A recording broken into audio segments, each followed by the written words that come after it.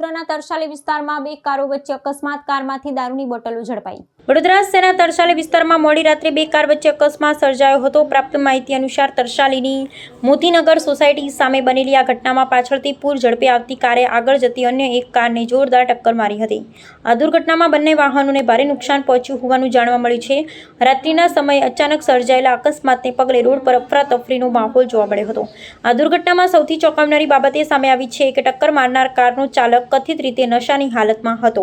અકસ્માત બાદ કારની અંદર તપાસ કરવામાં આવતા તેમાંથી વિદેશી દારૂની બોટલો અને બિયરની ટીન મળી આવ્યા હતા। ગુજરાત જેવા ડ્રાય સ્ટેટમાં વાહનમાંથી આ પ્રકારે ખુલ્લેઆમ નશીલા પીણા મળી આવતા આ ઘટનાએ કાયદો અને વ્યવસ્થાની સ્થિતિ પર ગંભીર સવાલો ઊભા કર્યા છે। સ્થાનિકોએ નશામાં ધૂત ચાલક પર બેદરકારીપૂર્વક ડ્રાઇવિંગ કરવાના ગંભીર આક્ષેપો લગાવ્યા છે।